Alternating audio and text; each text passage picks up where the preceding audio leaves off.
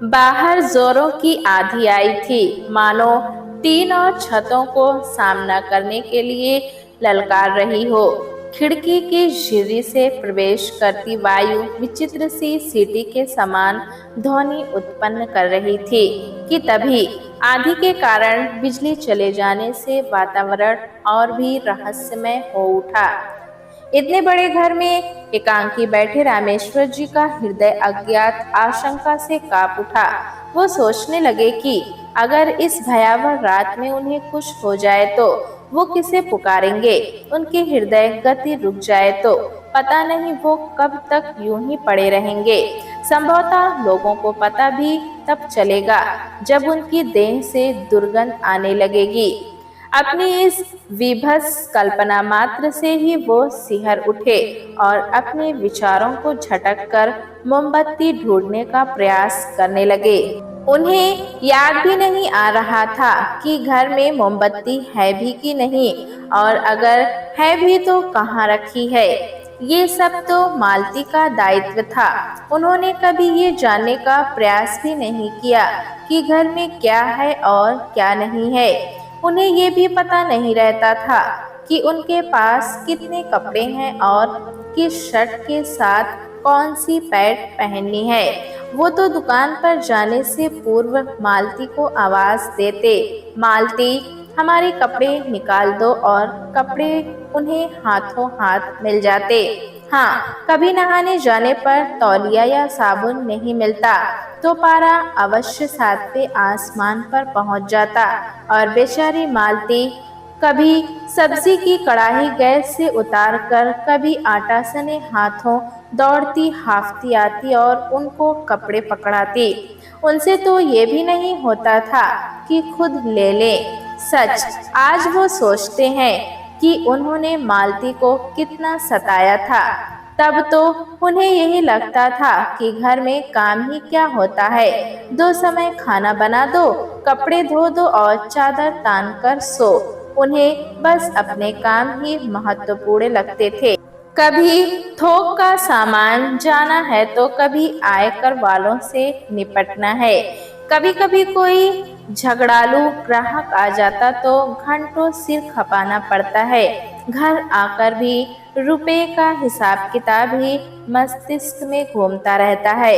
अब आज जब उन्हें घर गृहस्थी से दो चार होना पड़ा तो ज्ञात हुआ कि इसे संभालना भी कम दुर्वाह कार्य नहीं है। पर अब तो पश्चाताप का अवसर भी मुट्ठी से रेत बनकर फिसल चुका है। मालती ने तो सारे झंझटों से मुक्त होकर प्रलोक की राह पकड़ी। वैसे वो भाग्यशाली थी कि उसने वो सब नहीं देखा जो आज उन्हें देखना पड़ रहा है। वो तो पराया ईश्वर को धन्यवाद देती थी और कहती, सच, शकुन के पापा ऊपर वाले का धन्यवाद है कि उसने भले ही हमें लड़का नहीं दिया, पर हमारी तीनों बेटियां और दामाद इतने भले हैं कि हमें कोई कमी नहीं। उस पर अपना दिनेश और उसकी बहू जितना मानते हैं वो तो शायद पीट जाया भी ना करे। इस पर रामेश्वर चुटकी लेते और कहते, पहले जब मैं कहता था कि लड़का और लड़की बराबर हैं, तो तुम कहाँ सुनती थी। न जाने कहाँ कहाँ पूजा पाठ और मन्नत नहीं मानी तुमने। मालती तुनक कर कहती, अरे ये हमारे पूजा पाठ और मन्नत का प्रताप है कि भगवान भी पसिज गए। चलो, बेटा नहीं दिया तो क्या, बेटे का सुख तो दे ही दिया। रामेश्वर हंसते, चलो चलो, तुम्हारे पूजा पाठ से ही सही हमारा बुढ़ापा तो चैन से कट रहा है। वो गलत भी नहीं कह रहे थे। मालती थी तो यही घर कितना भरा पूरा रहता था। आए दिन कोई ना कोई लड़की दामाद आते ही रहते थे। सभी दामाद बेटों के समान घर में आते थे, कोई नखरा नहीं था। अगर आवश्यकता हो तो सब्जी आदि भी लाने में नहीं हिचकते। जब छोटी बेटी प्रीति के विवाह की बात उठी थी तो मालती ने हट पकड़ लिया। दो बेटियां तो दूर चली गईं, पर उसे तो इसी शहर में ही ब्याहेंगे। समय बेसमय का सहारा रहेगा। उनका निर्णय गलत भी नहीं था। प्रीति तो नित्य प्रति हालचाल पूछ ही लेती। दामाद राजीव भी किसी भी कार्य के लिए एक पांव पर खड़े रहते। यही नहीं, छोटे भाई बशेश्वर जो पास में ही रहते थे, उनका बेटा दिनेश भी दूसरे तीसरे दिन चक्कर लगा ही लेता था। दिन चैन से कट रहे थे, पर भाग्य का लिखा व्यक्ति देख पाता तो ईश्वर को कौन पूछता। उस दिन जब रामेश्वर दुकान से लौटे तो मालती के सीने में दर्द हो रहा था। छोटी मोटी परेशानी तो वो सह लेती थी और उन्हें पता भी नहीं चलता था, पर उस दिन अवश्य असह्य कष्ट था जो वो सांझ ढले बिस्तर पर लेटी थी। उन्होंने उसका माथा छूते हुए पूछा था, क्या हुआ मालती? तो बड़े प्रयास से वो कराह कर बोली, जरा कोई चूरन वूरन दे दो, लगता है गैस चढ़ गई है, सीने में दर्द हो रहा है। जब तक रामेश्वर जी ढूंढकर चूरन और पानी लाए, मालती के हाथ पांव ठंडे होने लगे। वो बेसुध सी हो गई। मालती की स्थिति देखकर रामेश्वर जी के हाथ पांव यूं ही ठंडे हो गए। उन्होंने दिनेश और राजीव को कांपते हाथों से फोन मिलाया। राजीव तुरंत पहुंच गए और दोनों मिलकर मालती को पास के रामा नर्सिंग होम में ले गए। तब तक दिनेश भी आ पहुंचा था। अस्पताल में डॉक्टर मेहरा ने निरीक्षण करके बताया, उन्हें दिल का दौरा पड़ा है। रामेश्वर घबरा गए और बोले, डॉक्टर साहब अब क्या होगा? डॉक्टर ने कहा तुरंत ऑपरेशन करना होगा, पर वो निसफल रहा। मालती सबको हतप्रभ छोड़कर चली गई। इस आघात से रामेश्वर जी तो मानो पत्थर हो गए। उन्होंने कभी सोचा भी ना था कि जीवन की राह में सदा साथ देने वाली मालती अंतिम पड़ाव में जब वो खुद निर्बल होने लगे थे, उन्हें इस प्रकार धोखा दे जाएगी। वो तो निष्प्राण से वहीं बैठ गए। उन्हें कुछ सुध नहीं कि कब क्या हुआ। सारा कार्य राजीव व दिनेश ने ही संभाला। किसने लड़कियों को सूचना दी, नाते रिश्तेदार कब आए और कब मालती अपने अंतिम पड़ाव पर निकल गई, उन्हें कुछ भी पता नहीं। उनसे जो कहा जाता वो करते रहे। वे चौंके तो तब जब उनसे चिता को अग्नि देने को कहा गया। जिस 18 वर्ष की कोमलांगिनी मालती को वो 40 वर्ष पूर्व ब्याह कर घर लाए थे, वो शरीर पल भर में अग्नि में झुलस जाएगा। इस कल्पना मात्र ने उनके पत्थर हो आए मन का बांध तोड़ दिया और उस दरार से उनका शोक जो प्रवाहित हुआ तो सारी सीमाएं पीछे छोड़ दी। उनके रुदन ने पाषाण दयों के नेत्र भी नम कर दिए, पर उनकी एक पुकार पर दौड़ आने वाली मालती ने आज उनकी पुकार नहीं सुनी। वो तो लकड़ी की शैया पर चिर निद्रा में सोती ही रही। थके हारे जब वो सब कुछ स्वाहा करके लौटे तो घर शोक व्यक्त करने वालों की भीड़ से भरा हुआ था, पर वो इस भीड़ में भी खुद को नितांत एकांकी पा रहे थे। बेटियों, दामादों और भाई ने मिलकर तीसरे दिन हवन करने का निश्चय किया। 13 दिन रुकने का समय तो किसी के पास था नहीं। किसी के बच्चों की परीक्षा थी तो किसी का घर अकेला था। तीसरे दिन शांति पाठ और हवन के साथ मालती और अस्तित्व को पूर्ण रूप से विदा दे दी गई। शांति पाठ वाले दिन रामेश्वर जी निढाल से बैठे थे कि उनके भाई बशेश्वर आकर बैठ गए और बोले, भैया एक बात कहनी थी। हाँ हाँ बोलो भैया, भाभी तो हमें छोड़कर चली गई, बेटियां अपने घर की हो गईं, अब हमें तो बस आपकी चिंता खाए जा रही है। रामेश्वर ने कहा, अरे अब ऊपर वाले ने जैसा किया वो तो सहना ही पड़ेगा, फिर तुम लोग तो हो ही। दिनेश और उसकी बहू तो दूसरे तीसरे दिन आते ही रहते हैं। बशेश्वर ने अपनी बात थोड़ी और स्पष्ट करते हुए कहा, यही तो भैया, आजकल के लड़कों की तो भली चलाई, वो तो अपनी मन मर्जी के मालिक है। मन आया तो पूछेंगे, वरना कोई दबाव तो है नहीं। फिर थोड़ा रुककर झिझकते हुए बोले, हमारा तो ये कहना था कि आप उसे अपना बेटा बना ले। इस पर रामेश्वर जी ने चौंक कर कहा, अरे बेटा जैसा तो वो है ही, क्या हमने उसे कभी पराया माना है? बशेश्वर ने खींचते हुए कहा, भैया, बेटा और बेटा जैसा में बहुत अंतर है। अब तो उसे दुकान सौंप कर तुम आराम करो। जब जिम्मेदारी उसके सिर पर आएगी तो उसे भी लगेगा कि दुकान उसकी है और वो मन लगाकर काम करेगा और बहू भी तुम्हारी सेवा करेगी। नहीं तो उसे अपना धंधा जमाने से फुर्सत ही कहाँ मिलेगी। रामेश्वर जी समझ रहे थे कि उन्हें ढके मुंहे शब्दों में चेतावनी दी जा रही थी कि अगर तुम उसे दुकान और मकान में अधिकार दोगे तो वो तुम्हारी देखभाल करेगा, वरना नहीं। उन दोनों की वार्ता चल ही रही थी कि छोटे दामाद राजीव और बड़ी बेटी शकुन वहां आ गए। शकुन बोली, ये चाचा पापा दोनों भाई मिलकर क्या सलाह कर रहे हैं? बशेश्वर सकपका गए। लड़कियों के सामने वो ये बात करना नहीं चाह रहे थे, अतः टालते हुए बोले, कुछ नहीं, घर परिवार की आपस की बात है। पर शकुन के अधिक आग्रह पर रामेश्वर ने बता दिया कि बशेश्वर क्या चाहता है। यह सुनकर शकुन और राजीव की भ्रुकुटी तन गई। शकुन बोली, क्यों, हम बेटियां मर गई हैं क्या जो पापा दिनेश को गोद लेंगे?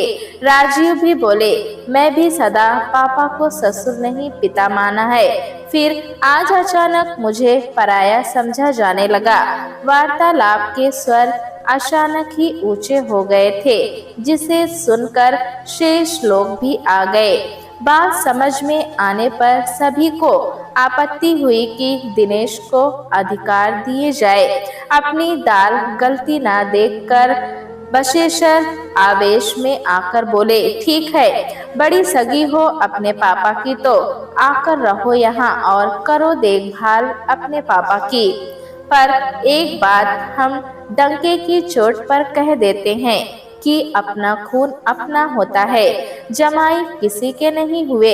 अरे हमारे शास्त्रों में भी बेटी दामाद के पराये होने की बात लिखी है। फिर सफाई देते हुए से बोले, हम तो भैया के बुढ़ापे की चिंता में बोल पड़े, वरना हमें क्या पड़ी है किसी के फटे में टांग अड़ाने की। फिर अपनी बात विपरीत धारा में जाते देखकर पैर पटकते हुए वहां से चलते बने। पर जो कंकड़ वो शांत दरिया में फेंक गए, वो ऊपर से शांत झील के अंतस में हिलोरे लेती लहरों को सतह पर ले आया।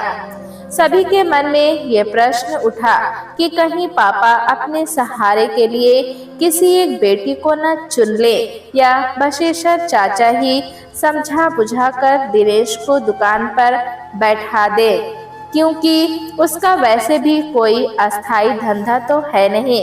जो प्रश्न हवा में उछला था उसे सबसे पहले छोटे दामाद और बेटी ने लपका।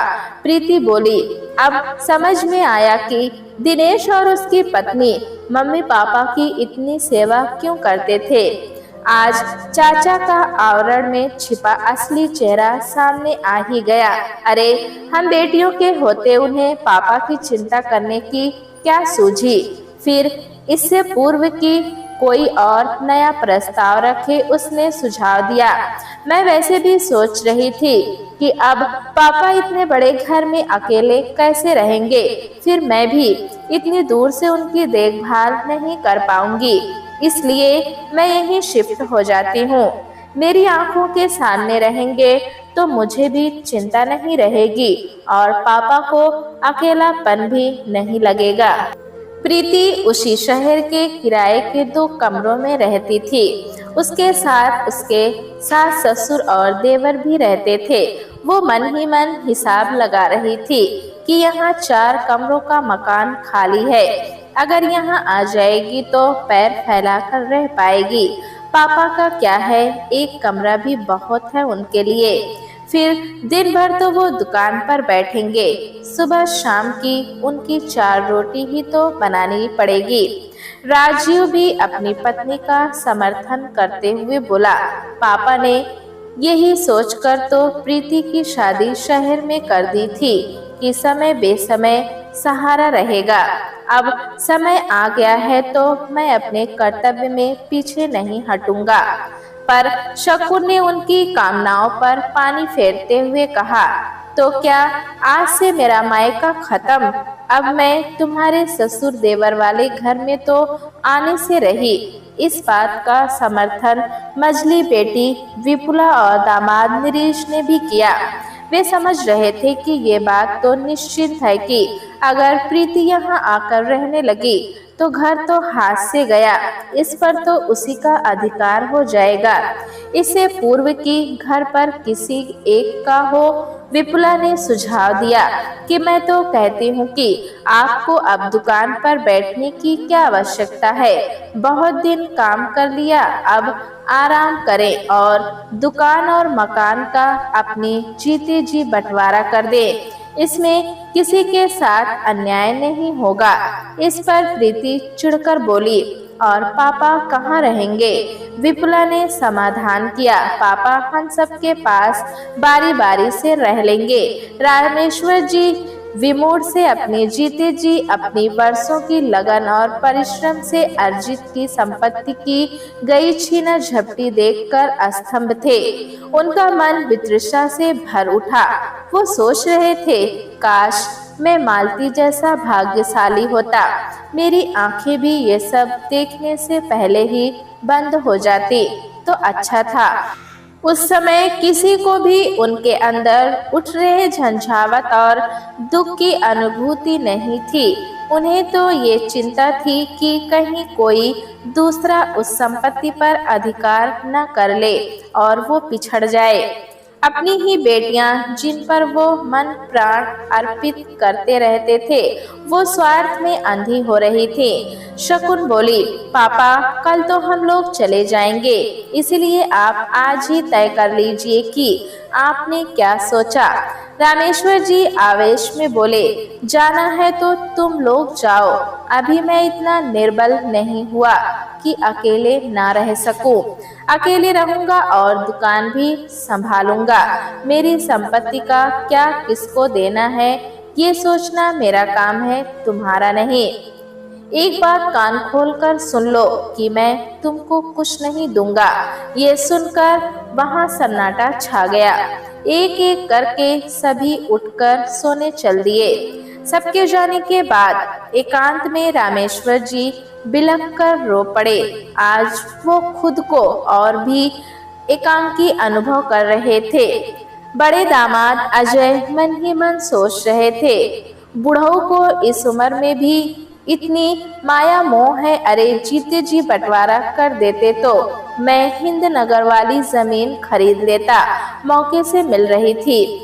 राजीव बुदबुदा रहे थे, ये अच्छा न्याय है। काम के समय सदा हमें याद किया जाता है, जब देखो दौड़ाते रहते हैं और अब हिस्सा लेने को सब तैयार बैठे हैं। मझले दामाद नरेश ने जब देखा कि कोई दाल नहीं गलती तो प्रातः पहली बस से निकलने की सोचने लगे।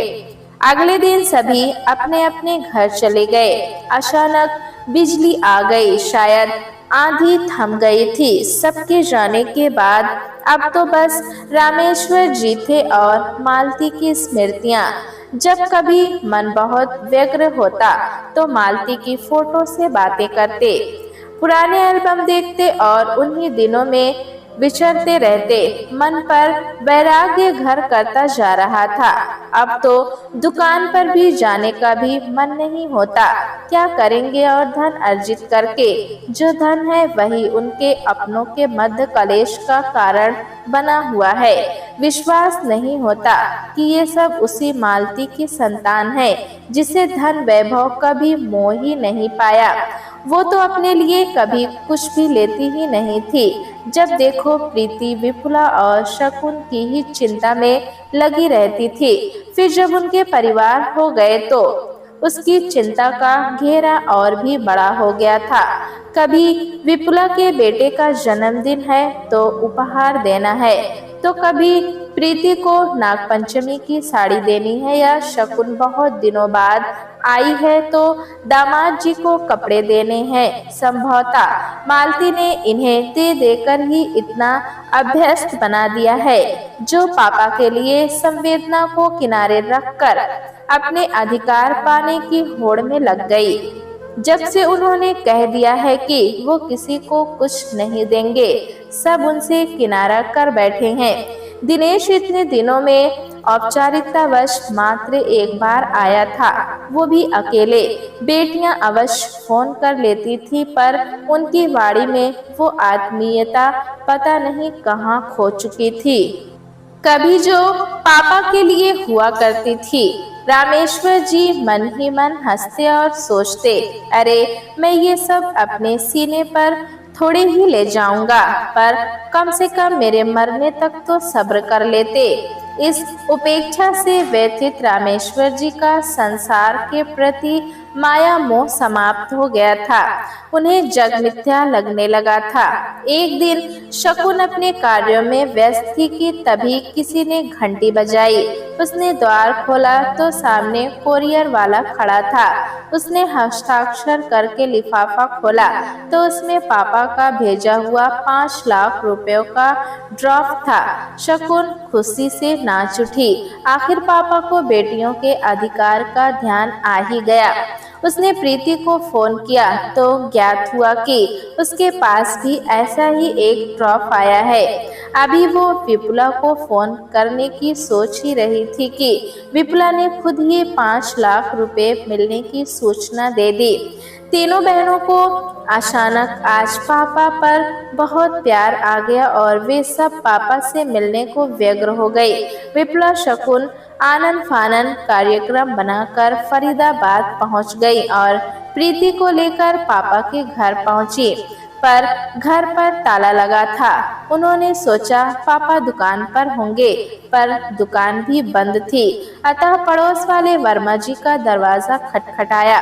वर्मा जी तीनों बहनों को साथ देखकर आश्चर्य से बोले, तुम लोग यहाँ? तो प्रीति ने आगे बढ़कर कहा, चाचा जी हम लोग पापा से मिलने आए थे, पर वो मकान और दुकान बंद करके कहीं गए हैं। क्या आपसे कुछ कह गए हैं? वर्मा जी ने कुछ असमंजस्य में कहा, क्या तुम लोगों को कुछ नहीं पता?